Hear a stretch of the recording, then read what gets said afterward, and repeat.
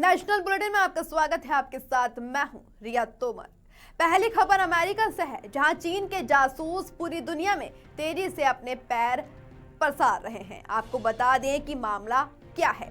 इससे अमेरिकी सेना भी बच नहीं सकी है। हाल ही में खुलासा हुआ है कि एक अमेरिकी इंजीनियर ने परमाणु मिसाइलों का पता लगाने और बैलिस्टिक और हाइपरसोनिक मिसाइलों को ट्रैक करने के लिए अंतरिक्ष में इस्तेमाल की जाने वाली गुप्त टेक्नोलॉजी चुराई थी। अमेरिका के संख्या अभियोजकों ने लॉस एंजल्स क्षेत्र की कंपनी में काम करने वाले 57 साल के चेंगुआंग गोंग पर टॉप सीक्रेट तकनीक चुराने और उसे चीन को बेचने का आरोप लगाया है। आपको बता दें कि वहीं डीओजे यानी डिपार्टमेंट ऑफ जस्टिस ने कहा है कि अगर चुराई गई तकनीक अंतर्राष्ट्रीय स्तर पर लीक हो जाती है तो ये अमेरिका के राष्ट्रीय सुरक्षा के लिए खतरनाक साबित होगी। लॉस एंजल्स के अटॉर्नी मार्टिन एस्ट्राडा ने कहा कि गोंग ने पहले रिपब्लिक ऑफ चाइना को ऐसी जानकारी देने के लिए संपर्क साधा था। आपको बता दें कि अभियोजकों ने आगे कहा कि कैलिफोर्निया के सैन जोस में रहने वाला गोंग चीन का मूल निवासी है, जो 2011 में अमेरिकी नागरिक बन गया है। उसे मंगलवार को गिरफ्तार कर लिया गया है और बुधवार को हिरासत की सुनवाई के लिए पेश किया गया। गोंग ने 2014 से 2022 तक चीनी सरकार द्वारा चलाए जा रहे तथा कथित प्रतिभा कार्यक्रमों के लिए कई आवेदन प्रस्तुत किए, जबकि वह कई प्रमुख अमेरिकी प्रौद्योगिकी कंपनियों और दुनिया के सबसे बड़े रक्षा ठेकेदारों में से एक के लिए काम करता था। अगली खबर पाकिस्तान से है, जहां पाकिस्तान के हालिया चुनावों में किसी भी पार्टी को पूर्ण बहुमत मिलती नहीं दिख रही है। ऐसे में गठबंधन सरकार की आशंका बढ़ती ही जा रही है।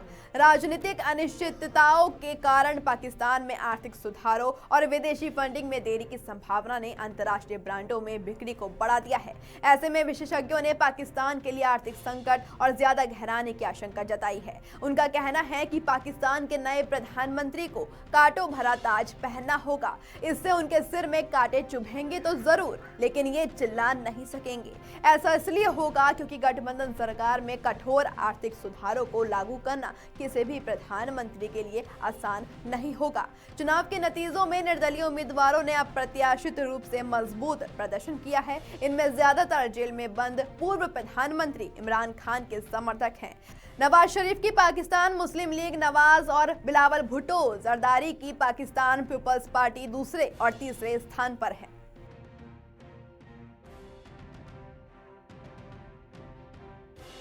मध्य प्रदेश के पूर्व मुख्यमंत्री कमलनाथ ने सोनिया गांधी से मुलाकात की है। मध्य प्रदेश में कांग्रेस को एक राज्यसभा सीट मिलनी है। कमलनाथ ने सोनिया गांधी से मुलाकात कर अपने लिए राज्यसभा सीट मांगी है। खबरें आ रही हैं कि कमलनाथ अब राज्यसभा जाना चाहते हैं। आपको बता दें कि कमलनाथ ने पत्रकारों से चर्चा के दौरान कहा था कि लोकसभा चुनाव में छिंदवाड़ा से उनके बेटे नकुलनाथ मैदान में उतरेंगे। पूर्व मुख्यमंत्री कमलनाथ का सोनिया गांधी से मिलना राजनीतिक तौर पर अहम माना जा रहा है।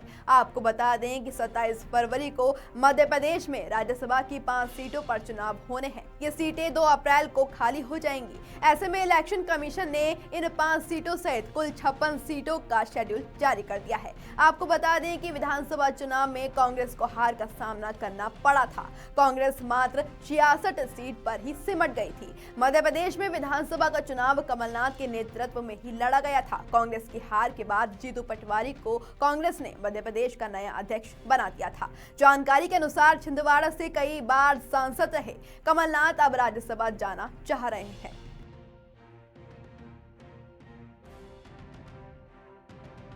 खबर हरियाणा से है। हरियाणा में पुलिस प्रशासन किसान आंदोलन को लेकर अलर्ट मोड पर है। आपको बता दें कि 13 फरवरी को किसानों के दिल्ली कूच को लेकर दिल्ली पुलिस के अधिकारियों ने शनिवार को टिकरी बॉर्डर पर चौकसी बढ़ाने के साथ साथ व्यवस्थाओं का जायजा लिया है। आपको बता दें कि बाहरी दिल्ली के डीसीपी जिमी चिराम व मुंडक थाना प्रभारी गुलशन गुप्ता दल बल के साथ यहां पहुंचे। किसानों को 13 फरवरी को दिल्ली में प्रवेश न देने के लिए टिकरी बॉर्डर पर जहां बैरिकेड की संख्या बढ़ा दी गई है, वहीं दूसरी ओर एक क्रेन भी मौके पर खड़ी की गई है। काफी संख्या में पुलिस कर्मियों की तैनाती वहां की गई है। डीसीपी जिमी चिराम ने कहा कि किसान शांतिपूर्वक धरना दें। यदि कानून का उल्लंघन किया तो किसी सूरत में बख्शा नहीं जाएगा।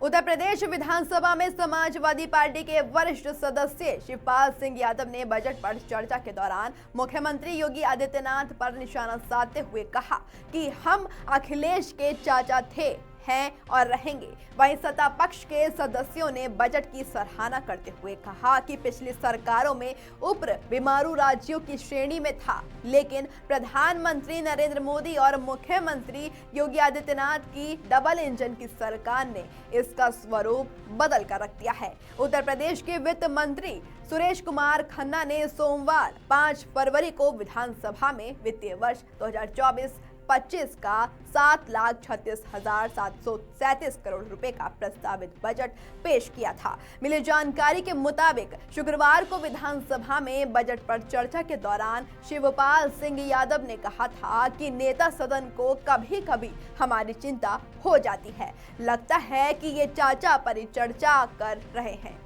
उन्होंने कहा कि अध्यक्ष जी, मैं आपके माध्यम से कहना चाहूंगा कि चाचा पीडीए के थे, हैं और रहेंगे। खाटी समाजवादी थे, हैं और रहेंगे। अखिलेश के चाचा थे, हैं और रहेंगे। हालांकि जब यादव बजट पर चर्चा कर रहे थे तब सदन में योगी आदित्यनाथ मौजूद नहीं थे। आगे आपको बता दें कि अखिलेश यादव जरूर उनकी बातों पर मुस्कुरा रहे थे। मुख्यमंत्री अक्सर सदन में अपने संबोधन के दौरान शिवपाल सिंह यादव की चर्चा करते रहते हैं और अखिलेश यादव पर तंज कसते हुए कहते हैं कि वे अपने चाचा का सम्मान नहीं करते।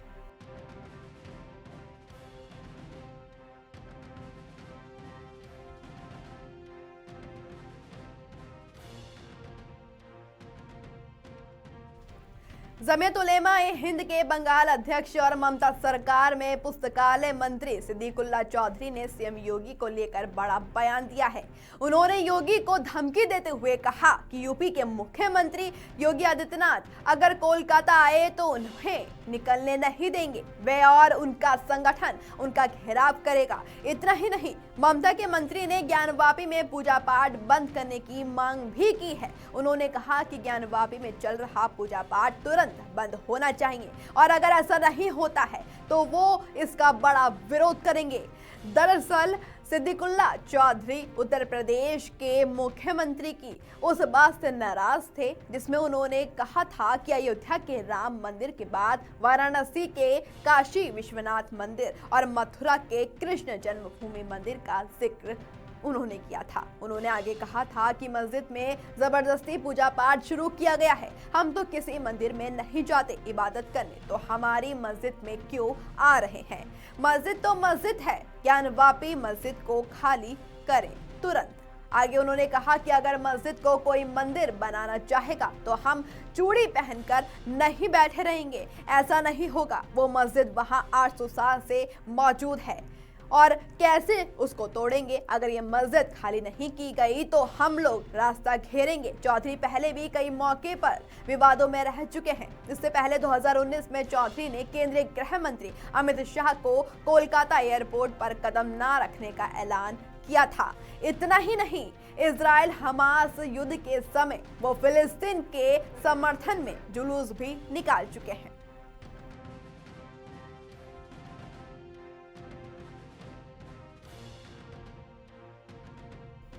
प्रवर्तन निदेशालय ने मुंबई स्वायत्त नियंत्रण ब्यूरो के पूर्व क्षेत्रीय निदेशक समीर वानखेड़े के खिलाफ धन संशोधन का मामला दर्ज किया है। आपको बता दें कि निदेशालय ने मादक पदार्थ संबंधी मामले में अभिनेता शाहरुख खान के बेटे को बरी करने के लिए उनके परिवार से कथित तौर पर 25 करोड़ रुपए की रिश्वत मांगने के संबंध में केंद्रीय अन्वेषण ब्यूरो ने दर्ज प्राथमिकी का संज्ञान लेते हुए ये मामला दर्ज किया है। आपको बता दें कि सीबीआई ने क्रूज पर मादक पदार्थ मिलने के मामले में शाहरुख खान के बेटे आर्यन खान के खिलाफ आरोप तय नहीं करने के एवज में 25 करोड़ रुपए की रिश्वत मांगने के आरोप में पिछले वर्ष मई में वानखेड़े के खिलाफ मामला दर्ज किया था। कॉर्डेलिया क्रूज जहाज से 2 अक्टूबर 2021 को कथित रूप से मादक पदार्थ मिलने के मामले में आर्यन खान को गिरफ्तार किया गया था। सीबीआई ने एनसीबी की एक शिकायत पर भ्रष्टाचार निवारण अधिनियम के तहत रिश्वतखोरी से संबंधित प्रावधानों के अलावा भारतीय दंड संहिता की धाराओं 120B और 388 के लिए वानखेड़े और अन्यों के खिलाफ मामला दर्ज किया था। एनसीबी ने 1 साल बाद क्रूज पर मादक पदार्थ मिलने के मामले में 14 आरोपियों के खिलाफ आरोप पत्र दायर किया था, लेकिन आर्यन खान को क्लीन चिट दे दी गई थी।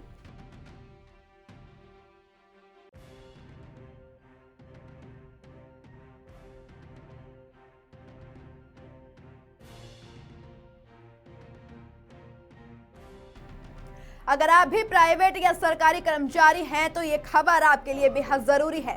कर्मचारी भविष्य निधि संगठन ने वित्त वर्ष 2024 के लिए वेतनभोगी व्यक्तियों के जरिए जमा पर ब्याज दर बढ़ाकर 8.25% कर दिया, जो 3 सालों में सबसे अधिक ब्याज दर है। वित्त वर्ष 2013 में ईपीएफओ की ब्याज दर 8.15% रही, जबकि वित्त वर्ष 2012 में ये 8.10% थी। अब कर्मचारियों को पहले की तुलना में 0.10% ज्यादा ब्याज मिलेगा, यानी पीएफ अकाउंट पर अब कर्मचारियों को 8.25% का ब्याज दर दिया जाएगा। पिछले साल 28 मार्च को ईपीएफओ ने 2022-23 के लिए कर्मचारी भविष्य निधि खातों के लिए 8.15% की ब्याज दर की घोषणा की थी। वहीं ईपीएफओ ने FY 22 के लिए 8.10% का ब्याज दिया था। सीबीटी ने 2023-24 के लिए ईपीएफओ पर 8.25% की ब्याज दर देने का फैसला किया था। वहीं सीबीटी के फैसले के बाद 2023-24 के लिए ईपीएफओ पर ब्याज दर को सहमति के लिए वित्त मंत्रालय को भेजा जाएगा। आपको बता दें कि सरकार के अनुमोदन के बाद 6 करोड़ से अधिक ईपीएफओ सदस्यों के खातों में ब्याज दर जमा कर दी जाएगी। बता दें कि ईपीएफओ हर साल 31 मार्च को ब्याज दर क्रेडिट करता है। निश्चित रूप से परिचालन कारणों से ईपीएफओ ब्याज दर क्रेडिट में देरी हो सकती है।